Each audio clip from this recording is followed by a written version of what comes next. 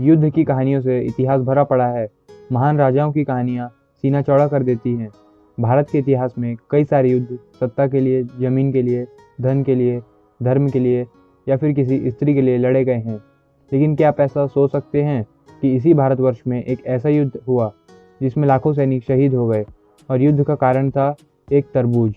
तो आज की इस वीडियो में हम इसी तरबूज के बारे में बात करने वाले हैं। तो चलिए वीडियो को शुरू करते हैं।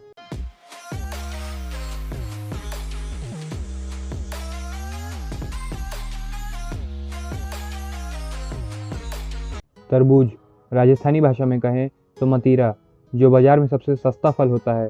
उसी एक मतीरे के लिए सन 1644 में बीकानेर के राजा करण सिंह और नागौर के राजा अमर सिंह के बीच एक भीषण युद्ध हुआ था।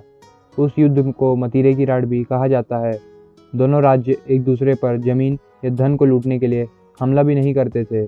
बीकानेर राज्य का सिलवा गांव और नागौर राज्य का जखानिया गांव अपने राज्य की सीमा पर थे। बीकानेर के सिलवा गांव में एक किसान ने तरबूज की खेती के लिए बीजारोपण किया। उसके तरबूज की एक बेल बीकानेर रियासत की सीमा पार करके नागौर के जखानिया गांव में पहुंच गई। तब किसी ने ध्यान नहीं दिया, लेकिन जब फल आ गए तब विवाद की शुरुआत हुई। बीकानेर के किसान ने नागौर के किसान से अपना तरबूज मांगा, लेकिन नागौर के किसान ने उसे तरबूज देने से मना कर दिया। बीकानेर के किसान का कहना था कि बीज उसने लगाया है, इसलिए फल उसका हुआ। वहीं नागौर के किसान का कहना था कि फल उसके खेत में है, उसकी ज़मीन का उपयोग हुआ है, इसीलिए फल उसका है। दो किसानों के बीच का ये विवाद दो गांवों के बीच का हो गया। दोनों राजाओं ने बात की, लेकिन कोई भी समाधान नहीं निकला। लेकिन बात दोनों राज्य के सम्मान की थी। दोनों राजाओं ने युद्ध का फैसला किया।